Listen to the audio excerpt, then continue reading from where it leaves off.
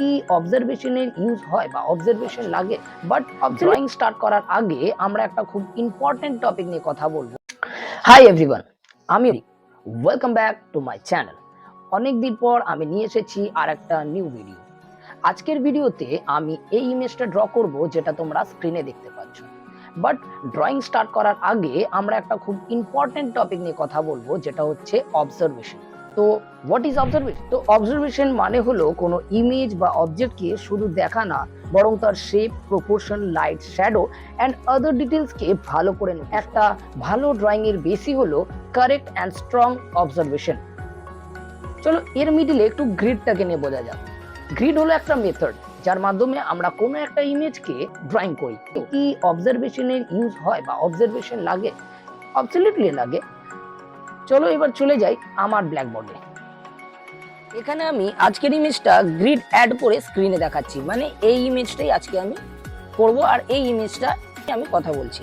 ওকে, তো তোমরা দেখতে পাবে পুরো ইমেজটাই ছোট ছোট ইকুয়াল গ্রিডে ডিভাইড করা। এখানে তুমি র্যান্ডম ভাবে কোনো একটা পোরশনকে পিক করে ড্র করতে পারবে না। আগে তোমাকে ইমেজটা প্রপারলি অবজার্ভ করতে হবে, তারপরে ড্রয়িংকে করতে হবে।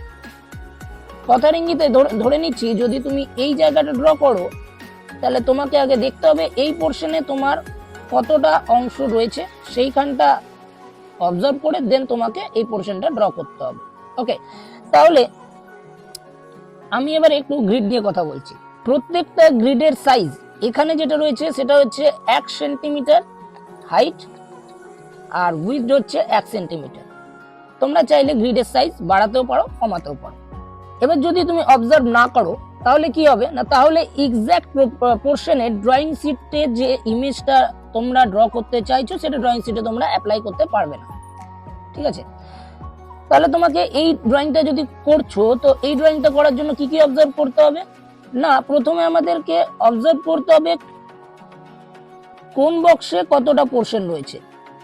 ঠিক আছে, তারপরে অবজার্ভ করতে হবে কোন জায়গাটা লাইট রয়েছে, তারপরে অবজার্ভ করতে হবে কোন জায়গাটাতে ডার্ক ভ্যালু রয়েছে। এই দুটোকে আমরা ভ্যালু বলে ডিনোট করি।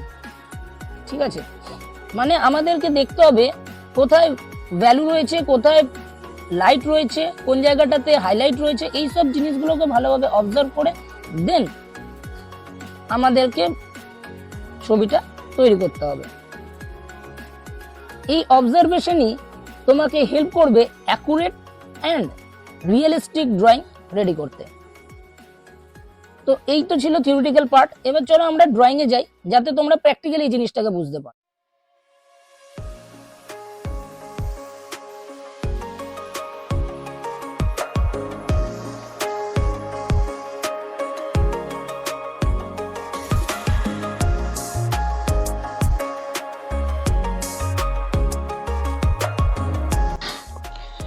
এটা টাইমল্যাপস ভিডিও করা আছে, মানে ড্রয়িংটা যেটা করছি এটা একটু তাড়াতাড়ি দেখানো হয়েছে। তো এখানে তোমরা দেখতে পাচ্ছ আমি যেটা করছি ওটা প্রত্যেকটা পোর্শনকে অবজার্ভ করছি, কোথায় লাইট রয়েছে, কোথায় শ্যাডো রয়েছে। যেমন এখানে ডার্ক টোন রয়েছে, ঠিক আছে, এই দুটো সাইডে।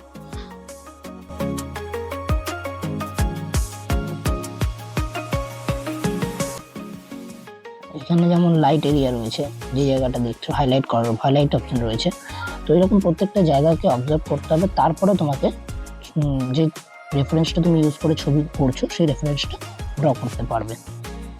তো তোমরা ভিডিওটাকে এনজয় করো, ততক্ষণ আমি আঁকাটা কমপ্লিট করি। চলো।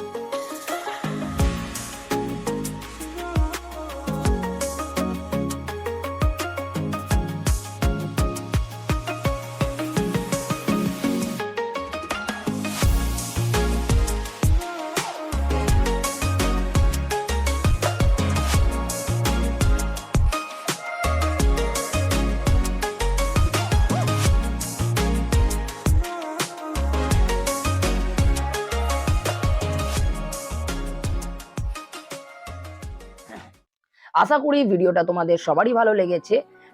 যদি ভালো লেগে থাকে kindly like, share and subscribe the channel.